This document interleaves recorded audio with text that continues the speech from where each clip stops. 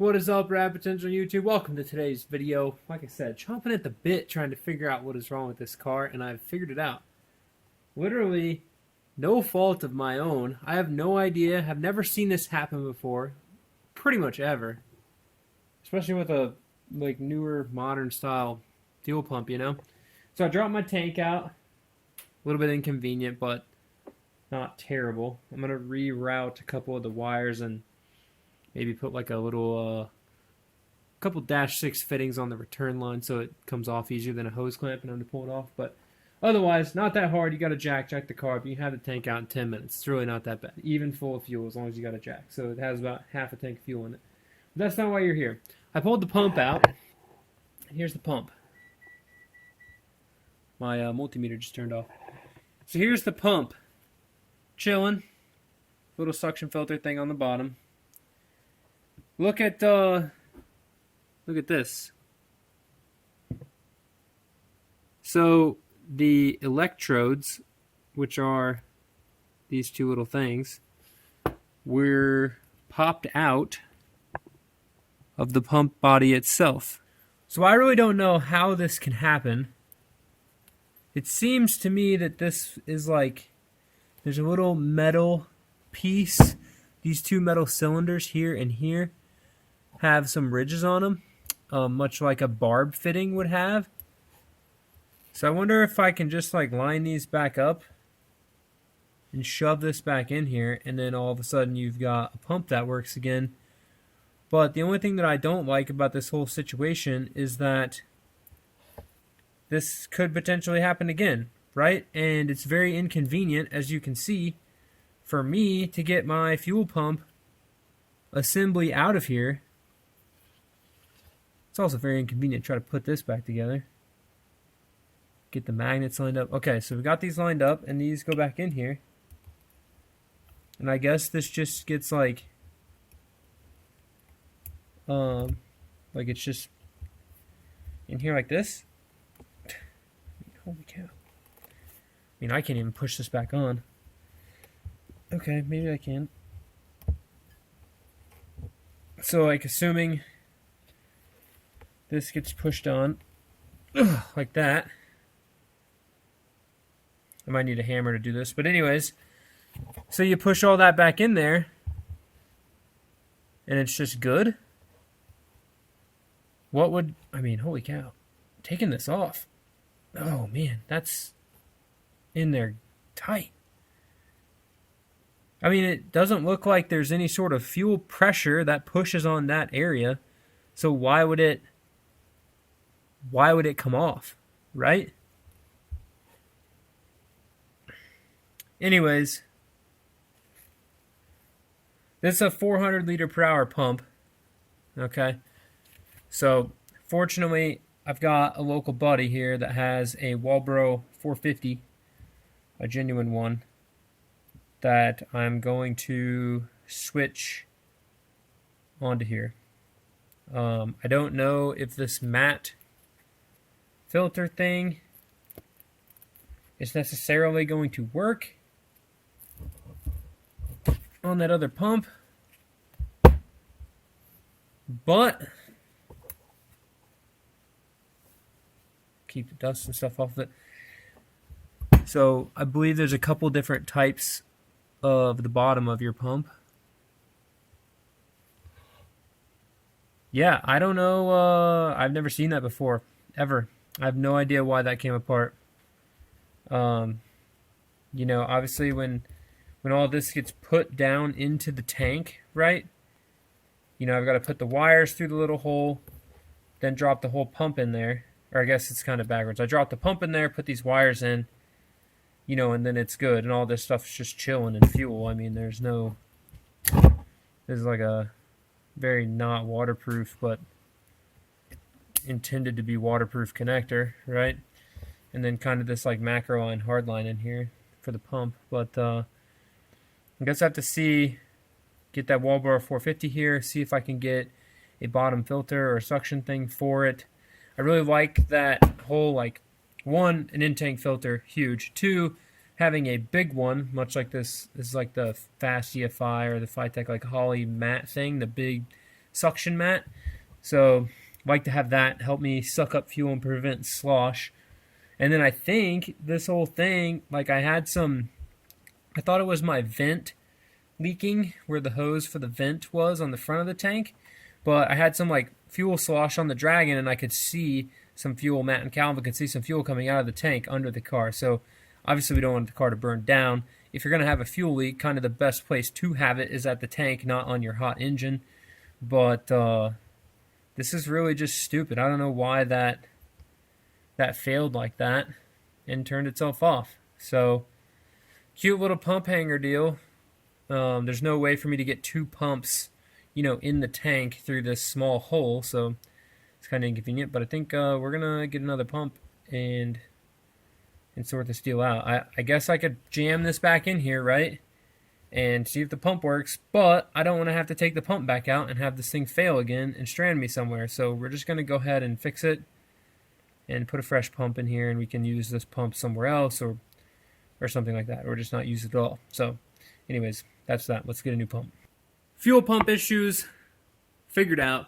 Let's go over the rest of the problems that I have with this thing at DealScap and things I've noticed now that I've got this car up in the air and we're inspecting stuff. So first things first, if you guys remember, before I left, I had a broken brake bleeder over here in the rear.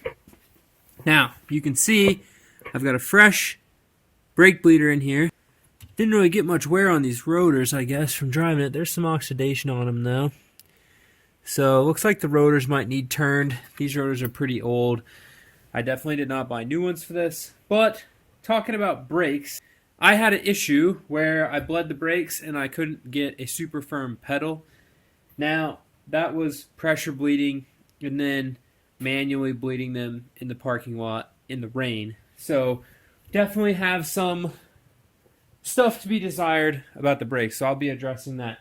One thing that's super inconvenient about this Epic Sexy Racing Beat Strut Race is that my pressure bleeder does not fit on the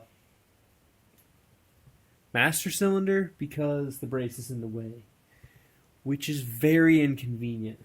So I'm probably going to have to pop this loose, bleed the brakes better, continue on my merry way. Because really, there's no good solution. There is, but I really need a 1/8 NPT is what this looks like.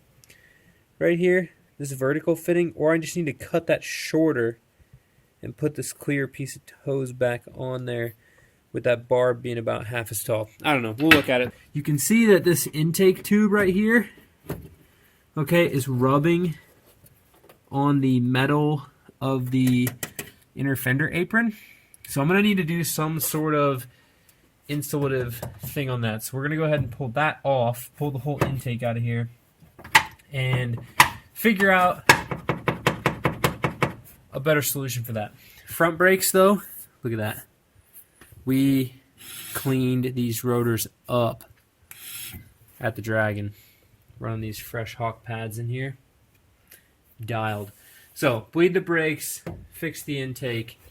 The other thing is I really want to lower the front of this car about 1/4 of an inch. It just sits a little bit nose high, so we're going to change that up. These Technotoy little sleeves here. This is just super annoying. I should get helper springs for this, for sure. So that needs to get put on the list. But it's really annoying that these sleeves, if you go watch that video, are 50 millimeter inner diameter. They provide rubber O-rings, and as you can see, they wiggle. And it's annoying to me that that's how it is. So helper springs will fix this, because this is just a adjustable spring perch on a fixed length strut, right? When you do like the BC coilovers, you have a threaded tube on your spindle, and you can keep your spring preload and then adjust your ride height with the bottom of the threaded tube. So that's most likely going to be an upgrade down the road, but what I wanted to do, kind of putting this car together, is I could have went ball out and just got the BC coilovers and done that. But there are guys on the channel that do not have BC coilovers, and do not want to spend money on BC coilovers. So I wanted to kind of progress the car at the track and driving it, starting out with a very basic setup. So this is just to get you to where you have a universal spring. In the rear, if you heard the like knocking and clicking whenever I was driving it at the Dragon, these rear springs are simply some late model stock car springs. Okay, these are not anything fancy or special, which I think I can just, let me just pull this out of here and show you. So this is what's in the back. It's simply just some late model stock car spring. You can see it's not coiled properly on either end to fit the axle perch here. And in all seriousness, what I need to do is cut the stock axle perch off, weld a flat plate in there, put this spring on it with some sort of retainer that bolts the bottom of the spring to the axle so it can't flop out, and then run these springs. So these are 175 pound, I think, ish. They feel really balanced compared to the front. So they're at least 150, 175 pound springs to run back here. So that's where you hear that popping. The popping is because there is no rubber isolator on these. So as this spring compresses, okay, the spring goes down. It's going to try to rotate a little bit.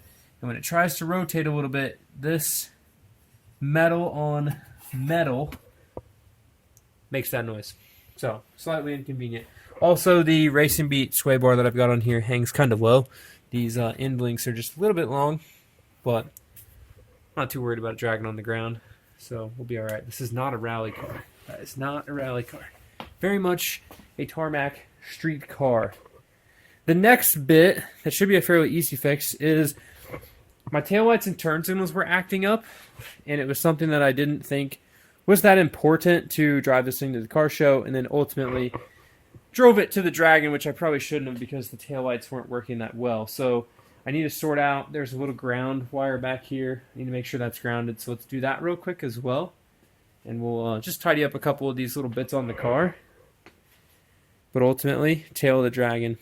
Huge success for a light shakedown. The other thing, before we jump into actually fixing stuff really quick, is I didn't have my booster hooked up to start. Okay, so I was running it, no booster. Now, when you have a turbo car and you make boost pressure, not vacuum, this is a vacuum brake booster, not a pressure brake booster, you need to have a check valve in this. So I went through and I rescued a factory check valve here, and I just need to put that in line with the booster line, and that should help with some brake feel coming out of boost. So mainly when you're like hard into boost and you're sending boost pressure to the brake booster, then you're grabbing a handful of brakes. You get an inconsistent feel on the brakes because the booster was seeing pressure, not vacuum, thus needing the check valve. So, and this is just some fuel line that I had brought. Really not the most ideal permanent solution, but it'll work for now. I'd like to get maybe like a nicer, I don't know. It just is not aesthetically pleasing to me, even though you can barely even notice it. It parallels the clutch master cylinder, a little braided line that I've got, basically back here to the back of the intake manifold, but I'd like for it to just look a little bit cleaner. And then in addition to, I didn't have any issues with this car getting hot per se while I was driving it. Okay, we ran like 185, 190 while we were on the Dragon. Everywhere else we were 180, 176 to 180. That's with no fan shroud and effectively like not any directed ducting that's keeping the air just going through the radiator. So the only time that this thing acted up and got hot is when we were headed to the Dragon. We got stuck behind like a 1997 F350 with a load of logs in the back of the bed, pulling a mini excavator on a trailer. And if you know those hills coming up through there out of Bryson City on, what is that, 28, before you get to Fontana Dam, there's one of those huge hills right before you like go left to head to Robbinsville, I believe. And we're going 20 mile an hour up this hill. I mean, it was like 80 degrees out that day, so running the RADX7 up the hill, 20 miles an hour, 5 cars back, eating a lot of hot air off these cars. It crept up to like 210, 215 whenever we were going slow. And that's just a function of no shroud, right? And a lot of hot air coming in. So we need to build a shroud for this. So Charles is coming out tomorrow, and I got to run a bunch of errands tomorrow as well, but we've got some aluminum left over from a few projects, so we'll get that stuff situated. But for now, let's see if I can get these taillights fixed. Let's get that intake tube pulled out, dream up some sort of a solution to insulate that. Voila! I fixed the lights. Got a lot on my head now, too. Had to go on a little light bulb rescue mission to the mouse to score some fresh lights. So blinkers, running lights, all good. I got the hazards on right now. You can see both front sides flashing. The life of an old car owner.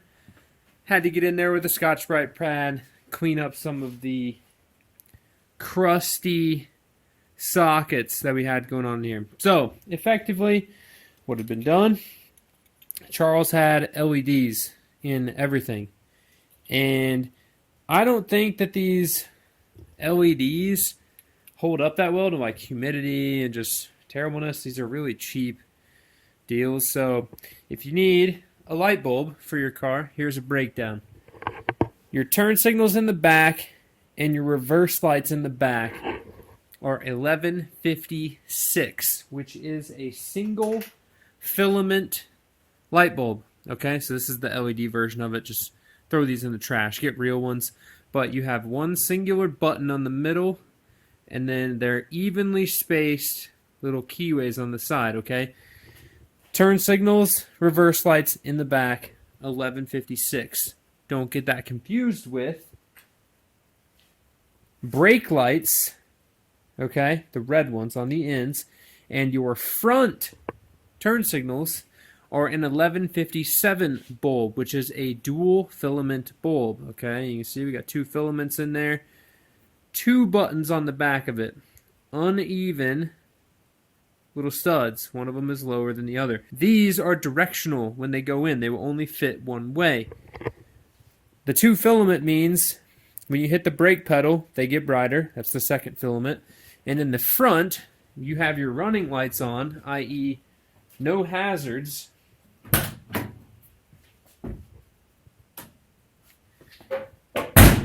Your running lights in the front are just dim, okay? And then the second filament is the brighter light, which is your turn signal, all right? So there's a little breakdown on the lights. Now, while I've got my fancy headlight on my head, let me show you what I did down here. Okay, also, just the one day that this thing got driven in the rain over to Fontana Dam, it is filthy up in here. This car was brand new and clean, now it's filthy. Regardless, got this thing situated, not going anywhere. I've put some Gorilla Tape on the tube, and then I have lined the perimeter of the hole in the fender with some silicone vacuum hose, okay, on both sides, all the way around. I put the blue stuff up there where you can't see it because I ran out of black vacuum line. So, we're seeing it from up here, nothing crazy. No more thunky thunk on the metal. I know I need to get a clamp for this side, but it's wedged in there super tight. It's really not going anywhere, so I'll get a worm clamp for that to match this other one. And notice that that is black now. I took a big 45 piece that I had. Make sure my headlight's off. I don't have like an indicator, you know, in my eyelids to show my headlights on. But I bought this big 45, 4-inch, big deal to, let me tell you, I typically work on cars in this shop, flipped around, engine over here, back over there. This car's in here backwards because obviously it wasn't running when I pushed it off the trailer, which it had been loaded on forwards, and I didn't exactly get to, you know, do a little flip aroundy dooski. So I had thought that I would use this 45 right here where that 45 bend is, but ended up just making it out of pipe, a little bit easier and less space. The tube itself is smaller, so it cleared more, but regardless, I chopped about huge 45 off to have black there. So now we're 3 couplers away from having all matching, or if I would just buy 2 blue couplers we could have all blues, but we're not doing that. So regardless, stoked. All the lights work now. Headlights work. We've got that dialed. I just got to bleed the brakes. And I really don't have to bleed the brakes. They actually feel pretty good. They're just not, they're like 65% of what I would really want. Definitely not track confident, but, you know, good enough for the street for now. So we got headlights. These are some Sibby units, Sibby, however you want to say it, units I had in the silver car. They're super bright, and they put out a real nice, notice the line, really nicely defined headlight area versus just some old sealed beam bulbs, which these are glass sealed beam bulbs, so they're just kind of nicer versions of those. Running lights are all on. That's a win. Tail lights looking fresh. Let me tell you, one thing that sucks about these first gens, y'all, and y'all probably know this, taillights just aren't bright on old cars. So, you know, whenever I smash the brake pedal, like, they get brighter, but they're not like brand new GMC Denali Yukon SUV full Cadillac brick thing blind you in your face bright, but bright nonetheless. So I got to get the two covers buttoned up in the front. Fortunately, I don't have any rear interior yet, so it's easy to change stuff in the back, but we are now officially like really good and street legal. So I could have swore I thought of one other thing I needed to change. Inner fenders. That's what I was going to do because I was down here looking at all this mess. So I'm going to take a set of inner fenders and chop them right here in the center, about halfway up, and just mount the back half of the inner fender. The front half won't actually work because with the amount of caster I've got and these big wheels, it's going to rip that inner fender out. The rears actually fit quite nicely when you have big wheels. I say rear as if it's two separate pieces, but the rear of the inner fender. So with that, guys, I'm going to leave you there. Those are the issues I've got after dealer's gap.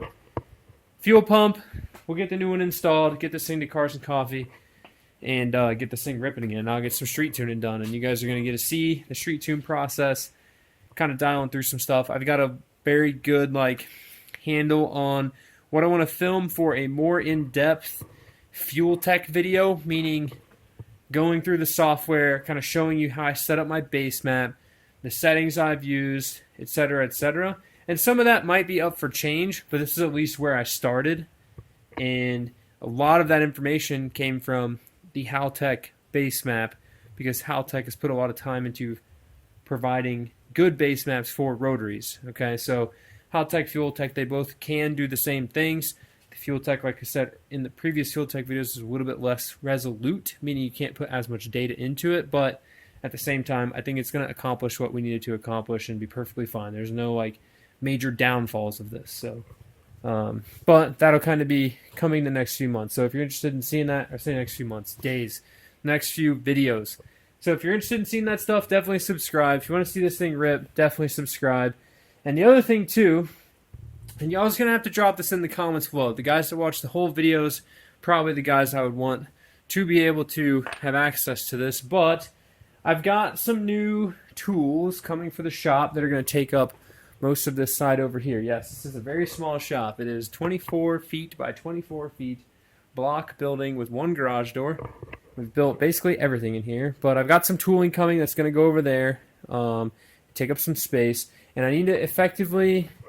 It's like, we're going to call it a spring cleaning, okay? So I'm going to go through and clean up. This whole shelf's got to go. Fridge has got to go. We got to move the new engine, which that project is going to start happening the beginning of June, guys. Beginning of June. Should give me enough time to get this like track ready and running and good to then we start on the next project, which will be the FD coming back, working on the brand new engine. But my question being, I'm going to have a lot of stuff, okay, first-gen parts mainly, that is going to have to be moved out of the garage just to clean everything up. I want to kind of organize the shop. And I know we've kind of been talking with Charles a little bit too. He's got some stuff we want to clean up over at his house. So if there are things potentially that we could sell, I'm going to like let you guys know / comment below if you want to see a video maybe about the whole cleanup. and some of the stuff we'd be willing to sell. I know we have a lot of things that, and typically I would never sell stuff. Neither of us are really big on selling things, Charles or I. So, and it's a little like interesting to kind of include him in this, but he has a little bit more of a, we'll just call it a little bit more of a mess to clean up than I do, because I kind of store stuff as I change projects. Either way, long story short, comment below if you want to see more of like a shop clean out / things I'd be willing to let go of video. I'm not planning on making 6,000 runs to the post office, so if you need a cigarette lighter from a 1979 RX7 with a little trim, I'm probably not going to sell that. But some of these bigger things, whether it be intake manifolds, stuff like that, not a Holly one, but intake manifolds like GSLSE intake parts, Series 4, Series 5, like FC intake parts, etc. Definitely comment below if that's something you're interested in. We've got a decent amount of stuff. We're going to have to be moving it, so it might be easier to just move it to one of y'all's places, sell it, than it would be to move it and find a place to store it here, because I don't have a lot of room. So drop a comment in the comments below and let me know your thoughts. But for now, the RADX7 has quite a few things we got to tinker on this week and get done. And I'm just excited that we're back. And the fuel pump thing, man, I still just can't believe that this popped out of there. And I'm curious, this looks almost just like the Walbro stuff, so hopefully the Walbro one doesn't pop out of there. I don't know if that's vibration or something. Comment below if you've had that issue, but we got a few things to dial in and we'll get this thing ripping. But for now, thank you guys so much for watching. As always, thank you guys so much for the support. If you want to support the channel, go check out the Patreon. Make videos to answer questions over there. So become a Patreon member. Ask me a question about your car. Answer your question. Cancel your membership. Does not make any harm or bad feelings to me if you get on there, get your questions answered, and hop off. That's the whole purpose. Easy communication between us. So if that's something you're interested in, definitely go check it out. But for now, I'm going to go keep it rad and go to bed. So with that, peace. Keep it rad. We'll see you in the next one. Get this thing fixed. Letty! This is 100% not as late as all the other videos, but I think Letty's just getting old. Aren't you, Letty? You getting old? You can't be getting old this soon, huh? Right? Right? You just big chillin'? Do I need to make you jump or no? You just need some big chillin', go to bed, huh? Some big chillin', go to bed. Look, I did some mowing earlier. You got some green on your feet from the fresh grass, huh? Yeah? Need some viewer pets? Need some viewer pets? Yeah, some belly rubs. Some belly rubs, you can go to sleep, huh? Peace, guys. What, now you're ready to go? You ready to go inside?